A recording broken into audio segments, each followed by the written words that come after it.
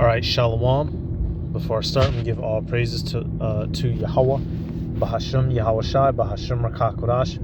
Double honors to the elders and apostles, the great millstone, peace, blessings, and salutations to all the elect Akim wa Aqua, learning and teaching in truth and sincerity. Another video to the Spirit, your brother Malak from GMS Detroit. All right, with this one, highlighting, this is, a bit of a response from the brothers video, the elder brothers video, excuse me, the elder Karatazah, I believe Karatazaba, or is it Karatazah? I forget, Salakia. I know his name's Karatazah, though, the elder, the head of Baltimore camp, right? Maryland. Right here, there's going to be this nigga here who, loves master, and he's going to sit here and try to, it says response, 3 reasons Christianity is not the white man's religion. So he's trying to justify his belief and, believing in the Bible from the standpoint that Esau, Edom forced upon us in slavery. Niggas don't got no shame in their game. All right, ought to be ashamed of themselves. I'm just going to be getting some scriptures and some clips showing you how the version of the scriptures that the so-called white man taught to us is not authentic. And he did not teach it to us out of the goodness of his heart. You have 2 groups of Edomites in terms of the Bible that was ruling over us in slavery. The ones who taught us to keep us submissive, right? They used particular scriptures coming from the angle of, servants obey your masters. Then you have the Edomites who didn't want you to read the Bible because they didn't want you to rebel. So what he's going to go on to do here is, he's trying to take the angle of the Edomites who tried to hide the Bible from you. See, if the Bible is the white man's book, why didn't they try to, retard mode, full-blown retard mode, all right? And ultimately, our people love the so-called white man. They love their oppressor, and it's a sickening thing. When meanwhile, some of you niggas' granddaddies hung. Some of you Negroes, your grandfather died hanging from a tree. Not even your 3rd grade or 4th grade. Some of you, because some of us, our family had us late, right? Certain Jacob, had their children at 50, right? His parents before him may have had him at 50. Some of you niggas' grandparents was strange fruit, hanging in the southern breeze, blood on the leaves, and you sitting here defending these people. You ought to be fucking ashamed of yourselves. I'm gonna let this play. We're gonna get some scriptures. I got some other clips. The lengths a Coon will go to is disgusting.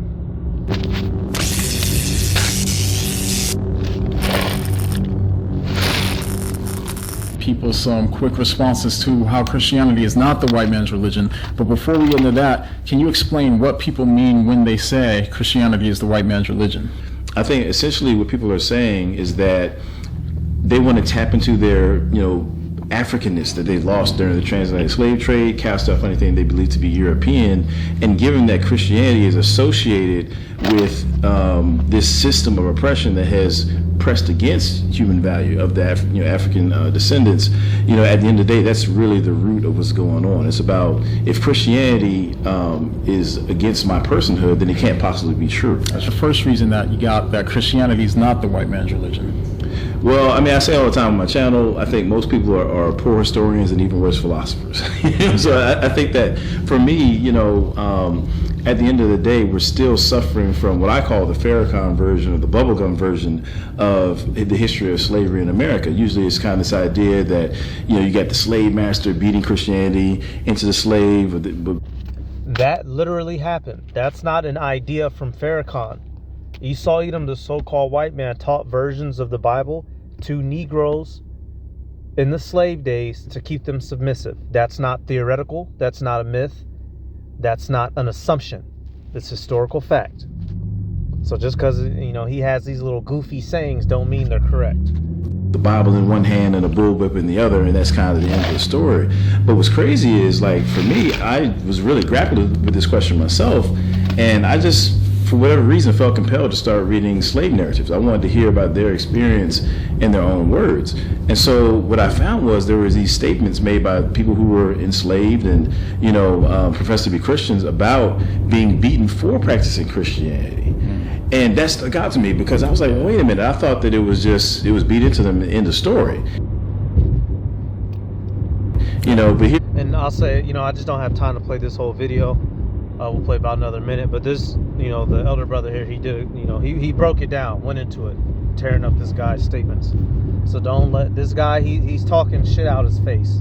These folks talking about how they were praying and singing and things like that, praising the Lord in their quarters, and the slave masters were trying to prevent those kind of things. And so that's when I started to dig a little bit deeper, and I realized that actually for a large portion of, antebellum slavery and the transatlantic slave trade, actually a good number of slave masters opposed the preaching of the gospel to enslaved persons because they believed that, under English common law, that there was a possibility that if a slave converted, then they would have to be manumitted, they'd have to be set free. And they also believed that if somebody was converted, then they might think themselves as being equal with their slave masters. They didn't want that either. Yeah. And so you actually have on record a great deal of slave masters saying, look, we're not going to allow the preaching of the gospel to the slaves because we don't want them to have some sort of leverage to argue for their equal personhood.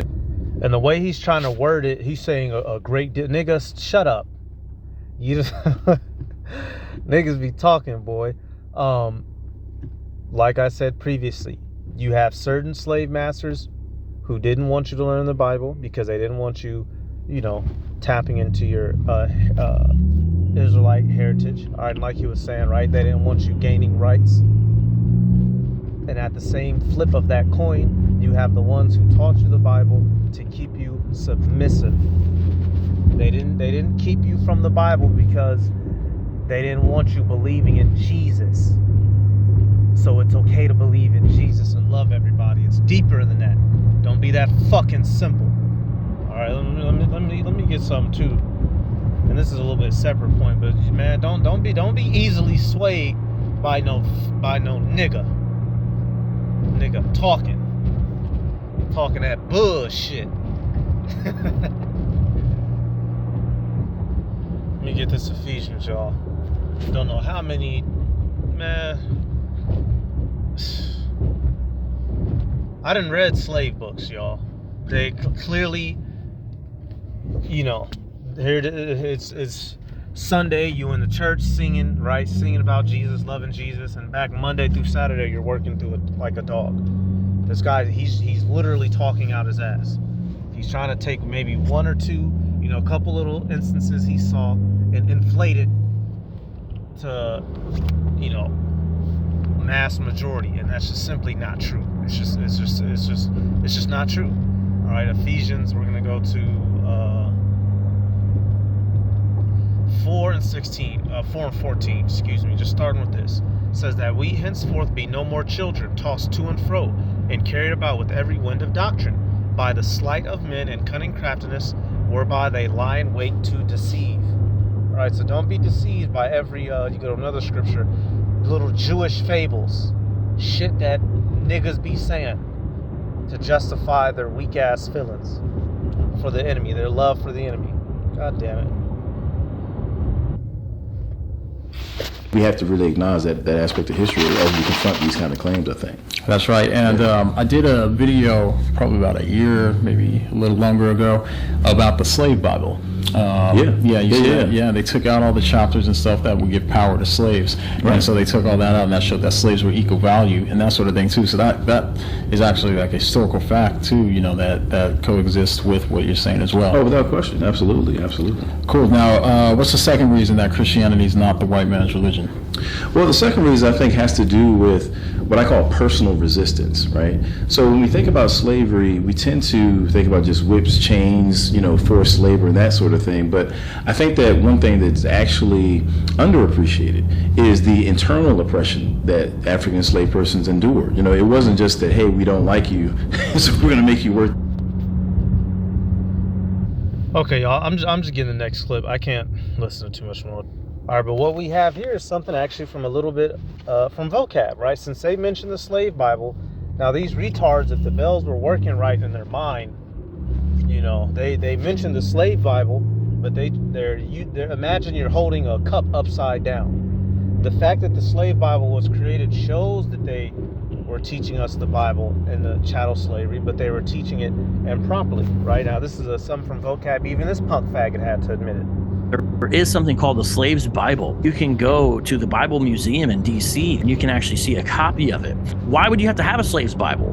Meaning, why would you have to take out parts of the Bible if the Bible's pro-slavery? Because the Bible's not pro-slavery. That's why you had to take out the parts that weren't and keep the parts out of context to make it seem like it. And he's incorrect right there. The scriptures do promote slavery. It does promote servitude and bondage. But from certain peoples to other peoples. Who is supposed to be ruling over it and supposed to be the master? And who's supposed to be the servants and the bondsmaids, right? The Israelites are supposed to be the ruling class while the heathen nations serve, all right? What Esau did was flip things upside down and put himself up in the leadership position and taught us to be submissive to his oppression, right? Incorrectly breaking down scriptures. So you see vocab, he mentioned it, but he broke it down incorrectly. The other guys mentioned it and they broke it down incorrectly itself. But the whole version, the reason of bringing up the slave Bible, y'all, the things that they were teaching us out of the slave Bible is the same tenets that white anti-Christian Christianity teaches to us in the modern era. Love everybody, turn the other cheek, hugs and kisses, love Jesus. Right? It's the same thing today.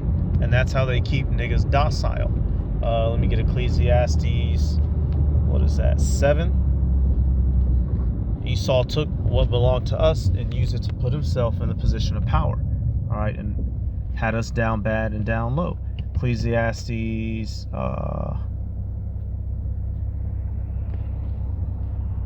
Yep, 10 and 7 is what I want.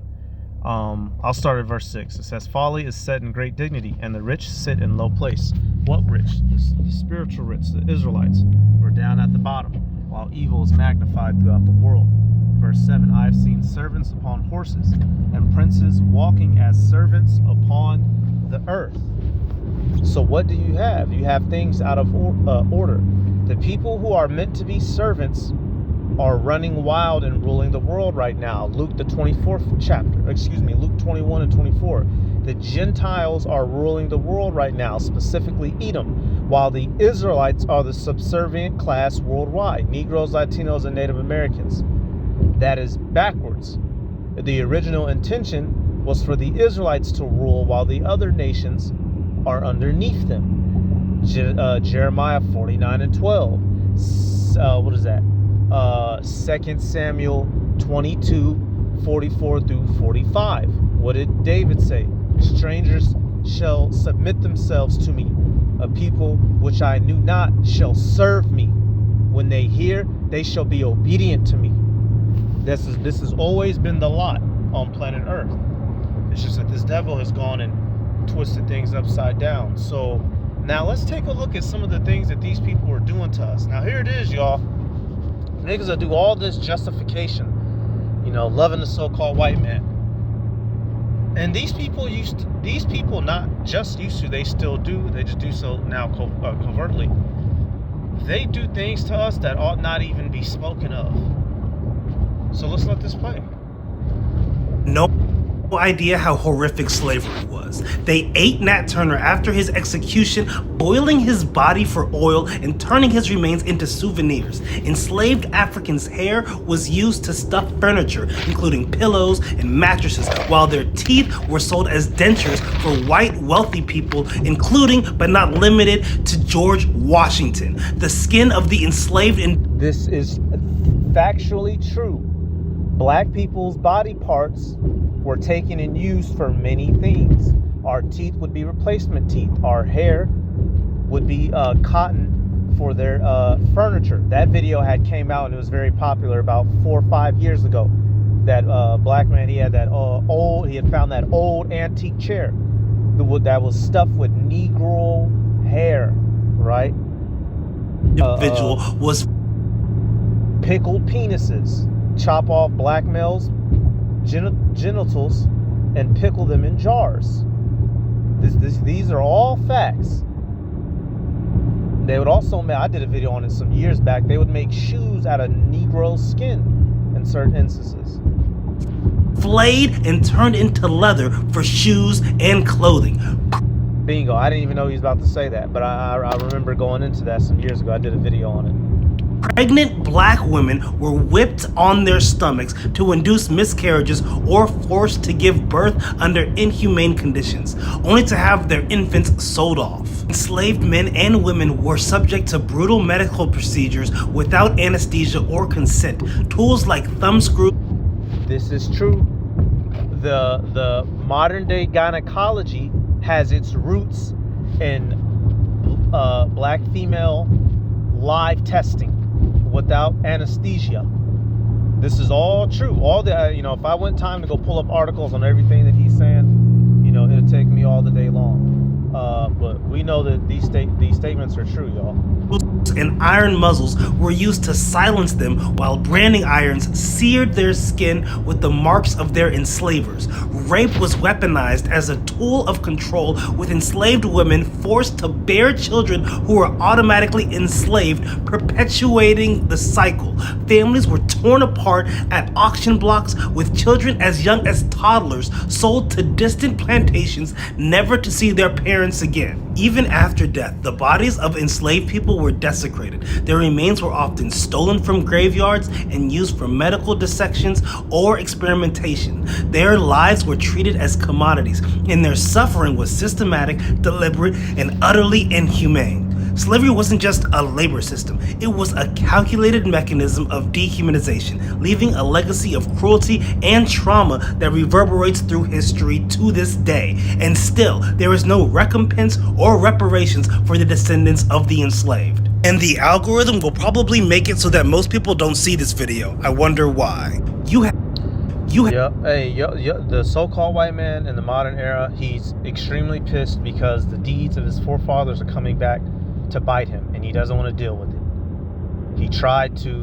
He's now trying to speak peace to calm us down and to get us to forget about what he did. All right, let me get a scripture real quick, then we'll come back and play a couple of them clips. What he's trying to do, let's get that Jeremiah, what is that?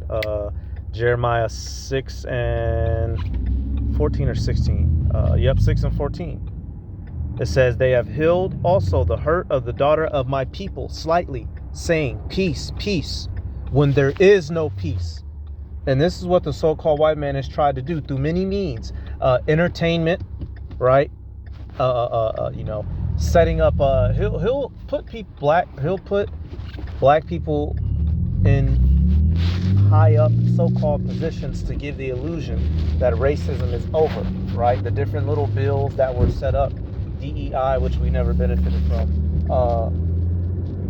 so-called welfare to appease us and shut us up while still, screwing us over.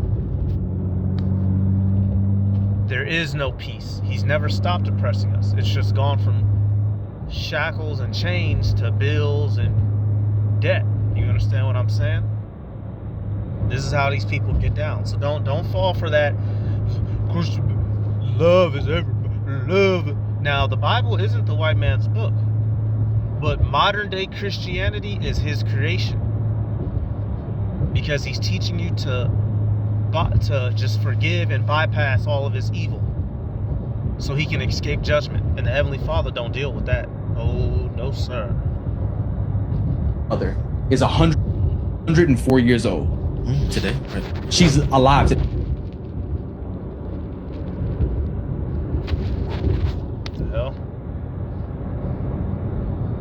Now give me something now. My grandmother is 104 years old today. She's alive today. Not my great grandmother. Let me break that down again. My grandmother is 104 years old, still alive with us today. She was born 7 years after Harriet Tubman died. 7 years. Fresh. That mentality. Listen to the connection I'm about to make to you. The people who were alive in that era, and still in the era of my grandmother, who is still with us today, still have the mentality that black people should be enslaved, that black people shouldn't have the right to vote, that black people, in order to vote, should be reading how many damn jelly beans are inside of a jelly jar. That ideology never died. It just became covert. It was overt meaning it was in our faces. People were being lynched, people were being attacked. 1965, the Civil Rights Act was passed. It just moved everything from in front of your face to behind closed doors. And they have kids, and those kids have kids, and those kids are part of Gen X, Millennials, and Gen Z. That mentality never died. There's a human connection and a human praxis, and those people that are those Millennials and those Gen X, those people are your lawyers, are your judges, are your teachers, are your nurses, are your doctors, are your librarians, are your Congress people. That's what that is. Yep. So they did all this wickedness, they reaped all the benefits, and they passed down that mentality to their descendants. And now, just don't worry about it, guys. Just love Jesus. Okay, so we're in the corner loving Jesus, down at the bottom, beating down and oppressed, while you're running the world with all that power that you gained from our oppression. That is the job of Christianity. Shut up, submit, forget about our wrongdoings, and let us run the world now in peace. The so-called white man did not introduce Christianity to black people in good faith. He introduced it as a means of oppression and to bypass judgment. That is the reality of the situation. And this ain't even that long ago right here. This got the music knocked off of it. I'll just let this play, right? This ain't that long ago. These same people talking about Jesus. These is they uncles and parents right here, right? In these pictures, they grandparents and them. Like old boy said, this is not that long ago. And now all of a sudden, love Jesus, guys, let it go. You still in the hood, you still down bad, baby mama drama, don't have any capital, no wealth, cut off, broke down, mind broken, household destroyed, while they have everything. But just love Jesus, guys. Just love Jesus. Nah, fam. Nah, homie. It don't work like that, homie. Y'all finna have to come up off of that. And it's through Yahweh Bashim, Yahweh Shai. Y'all gonna come up off of that.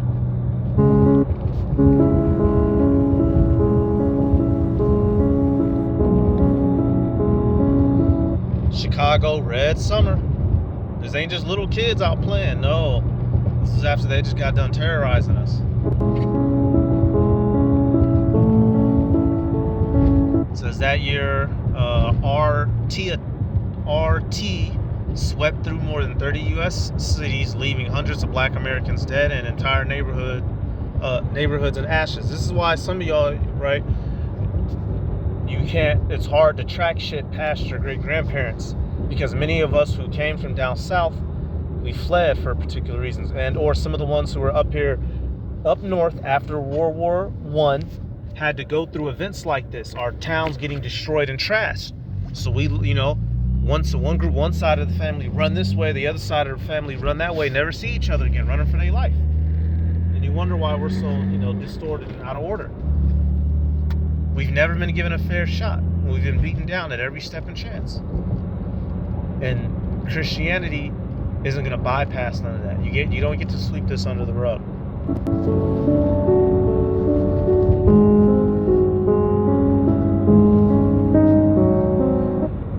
This snapshot reveals how young minds were taught to hate, treating death and destruction like a game. And that's what Esau, Edom do. And they play the hell out this game, boy.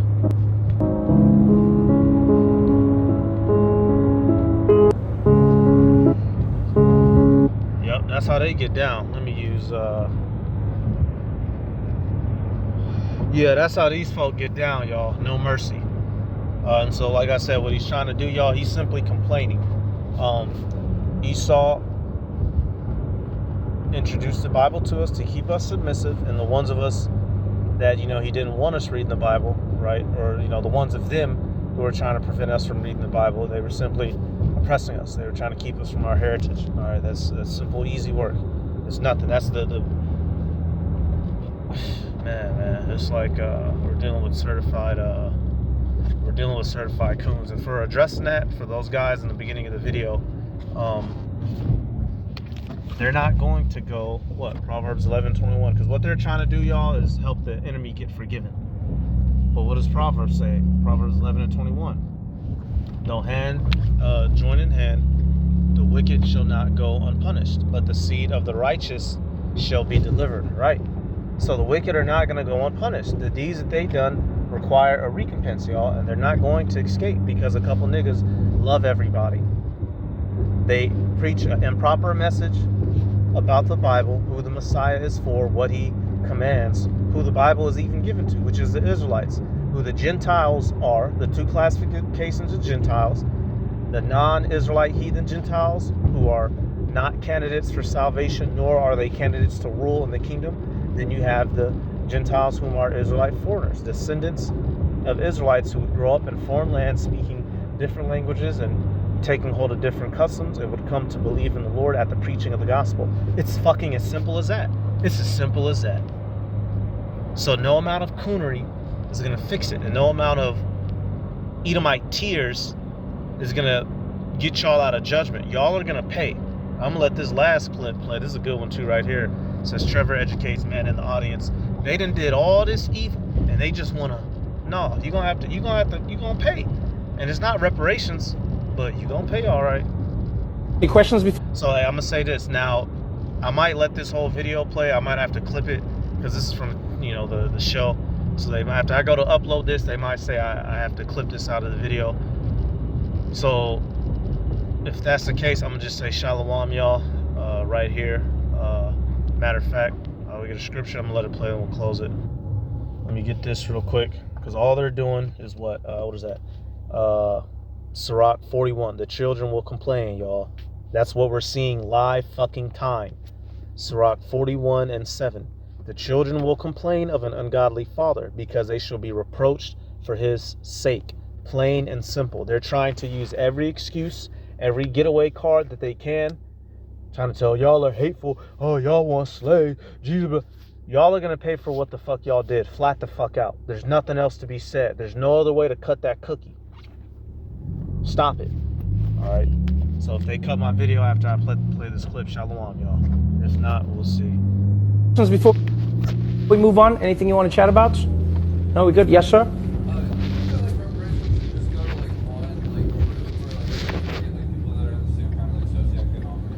So do you think reparations should go to one people? It's a punk ass Edomite question.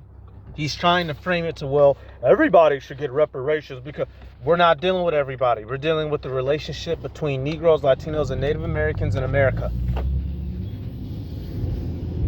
That's who we're dealing with. White people, if y'all want, white people in America, if you want reparations, you need to go talk to Britain. We talking about what y'all did to us. That's an interesting question. What do you mean by that? If I... Well, like, there are like white people that have like been disenfranchised. See? Recently is the key. Recently is the key. Like deindustrialized, right? So like a lot of people in like manufacturing. Right. But so to your question, I think you have to understand what the word reparations means first. So reparations, you are repairing something that you have broken. You are paying for something that you were supposed to pay for. I'm not saying that there aren't people living in America today who are suffering and are going through pain and strife because of what's happening when it comes to, machines taking jobs, factories becoming industrialized, etc. But reparations is a specific conversation about a specific time in America, and that is black people were slaves. You know what I mean? I've even heard people say like, oh, but there were some of the Irish who were indentured. Like, yeah, slavery. Look at the numbers, look at the time, look at the level of work. You could not work toward your freedom. For most black people in America, this was a time when you lived and died as a slave. And so that's what reparations is about. And so I hear what you're saying, but I think that's a completely separate conversation that needs to be had about the now. Because if you are not careful, what you then do is you combine everybody's suffering into the same bowl, and you make it seem like all injustices have the same weighting, and they don't. Just like crimes. You know, theft isn't the same as murder. We don't try them the same way. And as much as there is a white person who's suffering today, I feel for anybody who's suffering, because I know what it's like to be poor. I know what it's like to suffer. I didn't come from a wealthy family. We struggled when I was growing up. But I also understand that there are levels of that suffering. you know. And so sometimes white people, it does block a white person because you go white privilege, and a person goes, I'm poor and I'm white. Where's the privilege? You know, white people are like, I wish I could activate my white privilege. I wish I could do it right now. White privilege, give me something. Yep, and that's all it really is. Because if they could all, like you said, if they could all activate it, they wouldn't be. If all the lower level E's could get into the position of the elites, y'all, it would be really bad for us. It'd be real bad for us. So they're not ever speaking from a place of sincerity. They're only saying what they're saying because they're fucking losers. I get that. I get that. Trust me, I get it. It is hard to accept that you have benefits because of the color of your skin if you cannot see the benefits that you have. But the thing I try to explain to a person is, think of it more like golf. Don't think of it as privilege, then think of it like a handicap, right? In golf, they acknowledge that you are in a position where you need so many advantages to be competitive in the game, right? So what they say is you have a handicap of 15, so that means like you're going to be hitting from this tee and you get more chances to get the ball in because we understand the position you're in. And if you're a black person in America, from slavery, from day one, the number of injustices that have held black people back in America amount to an insurmountable, like you look at black people's freedom, you look at black people's land, just land alone. The amount of wealth you can acquire over time if you own land is exponential, because you have the land, you have the fact that you can borrow based on the land, you have the fact that you can use the money that you have borrowed to grow more wealth, you can use it to grow your family's wealth. Just taking that away from black people alone is crippling them. And so you combine that with slavery, and then you look at Jim Crow laws. You didn't let black people in America live in the areas that they wanted to live in. They couldn't get loans from the banks that they wanted to get loans from. And then on top of that, when they started getting the loans from American banks were found to be giving them higher interest rates when in fact they were the same risk as many of the other races that they were giving loans to. So when you combine all of those things, I think it's safe to say that black Americans have a conversation that they need to be having with the United States. Doesn't involve me, doesn't involve white people, it's like, yo, American government, meet the black people. That's it. Yeah, so that's it, y'all. We'll see if they put it on the inside, but taking it all the way back to that original video, nigga monkey coons, they're not gonna make it, and Esau's not gonna make it. So with that, I'm gonna give all praises to Yahweh Ba'Shem, Yahweh Shai Ba'Shem, Kakarash, the honors to the elders and apostles of Great Millstone. Peace, blessings, and salutations to all the elect Akimo Aqua, learning, teaching, and truth and sincerity. Shalom.